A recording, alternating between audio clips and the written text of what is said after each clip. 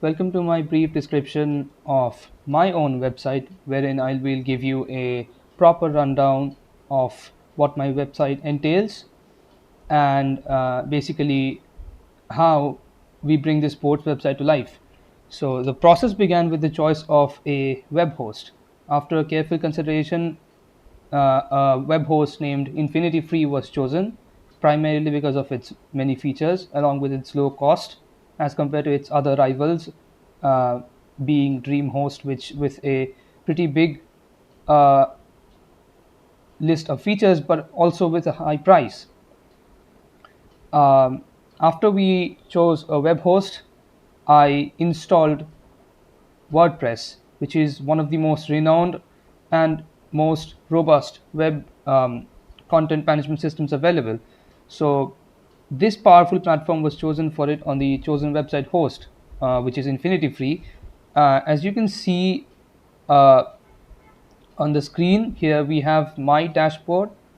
When you search up WordPress, you get this, and basically you go onto Infinity Free, which is this web hosting service. You log in and you make register an account, and you go to this Infinity Free panel. When you basically it already comes with an with a WordPress installation folder, wherein you just press the button and it installs WordPress for you. After getting it installed, you now go to the SportsPress plugin for WordPress. This what this plugin does is it helps you to pull resources from many other websites such as ESPN uh, and many other sports websites where you get the data from.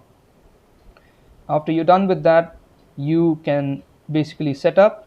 It doesn't take long, maybe 4 minutes to set up your own website. This is the admin page, and you basically have all the options here. This page, this entire page would not have existed if I didn't have the SportsPress plugin installed. And kind of it's all your playing ground basically. You know, you can add clubs here, you can add players, staff. Coming to appearances, you can choose all the themes that your website might have. uh, as you can see, I have two themes currently in the waiting list, whereas I have a theme called uh, Joy Boy installed, which is basically this thing. You know, this layout is basically what Joy Boy, or alternatively called Theme Boy, is. You know, this is the customizable web page where these are the next match dates available, the calendar is available, and fixtures, leagues. So before I digress, let me give you a proper run through of what the other features are. These are the posts for social media websites. As you can see, there are two current posts, latest posts published 4 days ago in regards to the Premier League Football Club. You have media pages, uh, where you get media and the latest media regarding the Premier League. Comments are not disabled. Pardon me. Comments are not available for the time being, and so we are basically just concerned with these five areas, right? Players, clubs, and matches. As you can see, there's one pending match currently, which is Manchester City versus Burnley in the Premier League. This is still in the prototype stage, so definitely a lot more features are uh, you know in the waiting list to be added. Then we have calendars, clubs. You have this page.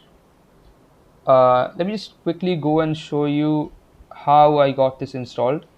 So what you do is here plugins, and you can see all the available plugins that are available here. And we have four active plugins currently, which is SportsPress. This is SportsPress for football, which is a further enhanced version of the basic SportsPress. Anti-spam protection, and Hello Dolly, which basically formats the the words properly. This formatting is basically done by Hello Dolly, right? So, and in addition to that, you can basically customize your entire roster properly with the matches, clubs. And when you go to matches, uh, if you need import events and import fixtures, you can just go here. This here, event sample. You can open this file to kind of add your link.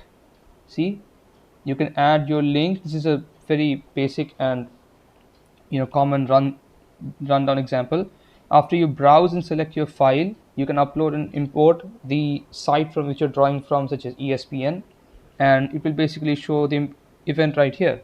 You know, uh, and as you can also import grounds. The playing field, as you can see, there are, I've listed 5 um, Premier League grounds where they're being played. Some famous ones being Old Trafford, but I'm not going to that. And this is not the limit of this site. You can also import and show various other sports. Uh, Last not least, as in hockey, tennis, cricket. Although I'm not sure a lot of other people will use cricket because CricPass already exists. And yeah, so basically, like moving on to the design object, selecting an appropriate template was paramount. This step involved a thoughtful consideration of various factors.